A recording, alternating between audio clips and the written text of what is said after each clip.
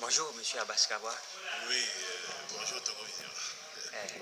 Vous êtes au conclave, les deux entités, coalition Arc-en-Ciel et CST, sont au conclave, ça fait un moment. Hier, c'était le cas qui exige les réformes et aujourd'hui, c'est l'ADI. Qu'en est-il exactement? Je vous remercie.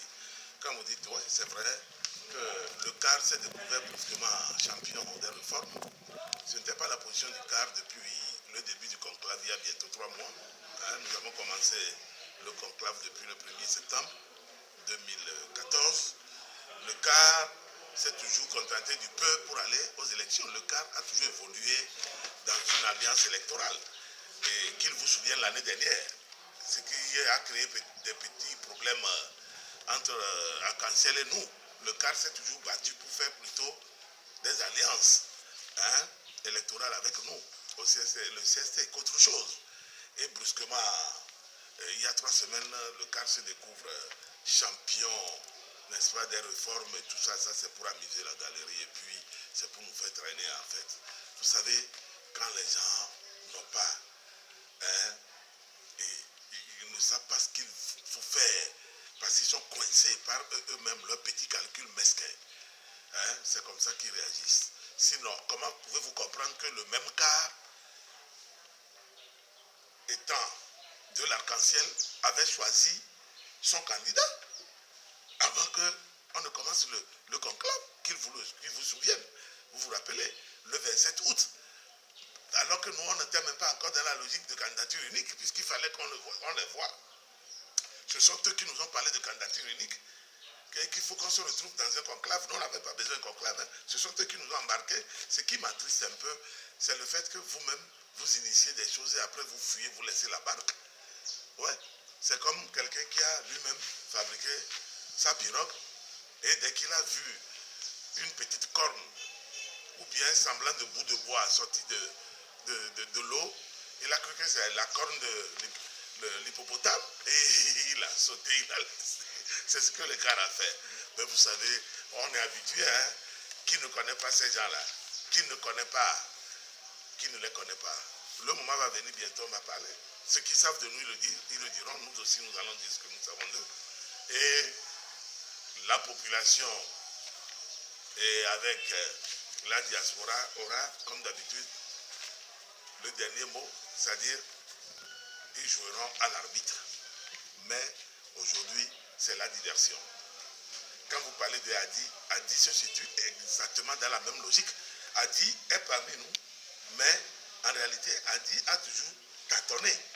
Celui qui est sorti pour parler au nom de Adi, cette personne a géré Adi plus de 15 ans. On sait ce que c'est. On sait comment il s'est retrouvé. Cette personne s'est retrouvée au Kenya. Ce n'était pas la meilleure référence. Mais on sait également là où les décisions étaient prises à l'époque. Oui, ce ne sont pas les premières élections auxquelles Adi participe. Et Adi n'a jamais été député. Il a fallu qu'Adi adhère au CST avec l'ANC et d'autres composantes pour avoir les 2 ou 3 députés qu'ils ont. Aujourd'hui, peut-être ça leur monte dans la tête. Ils ont cru qu'eux aussi peuvent coller à leur nom le fait qu'ils ont été une fois candidats à la présidentielle, machin. Vous savez, les ambitions démesurées ont une limite à un moment donné. Vous comprenez? Je le dis et je le répète, on ne fera plus jamais la politique comme on l'a fait par le passé. C'est fini.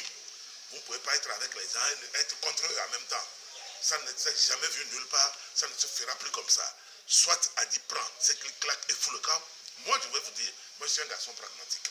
Je ne fais pas le faux semblant.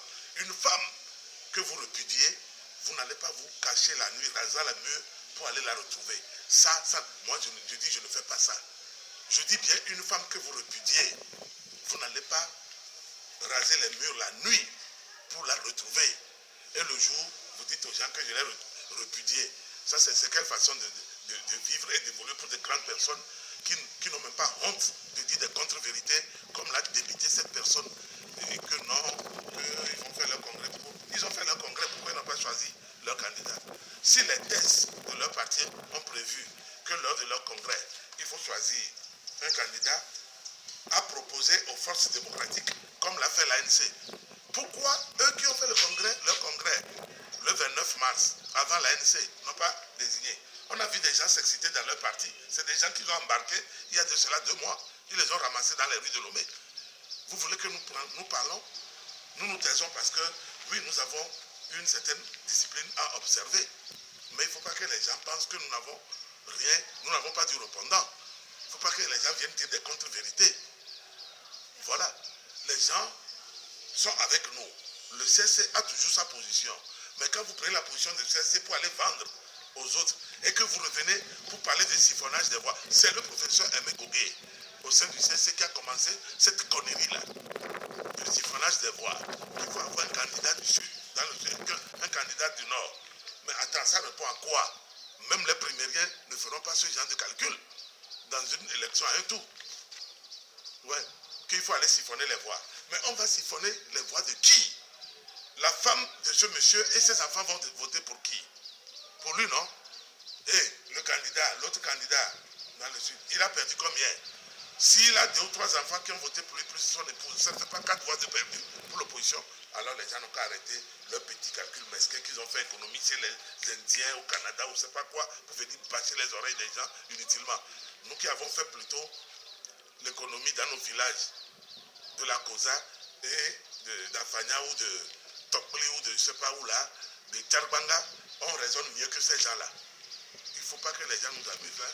Je n'aime pas ça. Je n'aime pas ça. Parce que le danger, c'est quoi? Le CST s'est toujours dit qu'il ne s'opposera pas à des candidatures stratégiques. Mais en son sein, il y aura un seul et unique candidat. Le CST ne dégagera pas 2 candidats. Nous ne sommes pas dans un schéma de législative ou bien de local. Soyez sérieux là. Nous sommes dans une logique de présidentielle et à un tour, s'il vous plaît. Mais que les gens disent que oui, mais s'ils sont dans le schéma, dans un plan obscur avec le régime qui, à la dernière minute, va nous brandir, n'est-ce pas, les 2 tours. Mais on s'en fout de ça, nous sommes préparés également. Il faut qu'ils sachent que tout ce qu'ils sont en train de faire, nous suivons ça de près. Nous sommes des acteurs politiques, nous sommes des leaders de l'opinion publique du pays. Alors, nous ne croisons pas les bras. Nous travaillons depuis plusieurs années, nous travaillons. Et depuis plusieurs mois, ça s'est accru. Notre travail devient plus pointueux, plus calé, plus soft pour avancer. Nous avançons vers la victoire inexorable. Ceux qui choisissent et ont choisi le camp des prédateurs, de ceux qui nous écrasent et nous étouffent, ils auront honte. Ils auront honte. Il ne faut pas venir dire que oui, que l'ANC les étouffe, machin.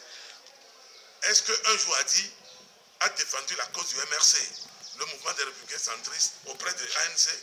Est-ce qu'un jour le PSR, a défendu la cause du pacte socialiste pour le renouveau, le PSR de Maître Abitessa auprès de l'ANC? Nous savons que nous sommes dans le groupe. Mais quand tout ce qu'il faut se partager, Adi prend tout. À notre détriment. Vous comprenez?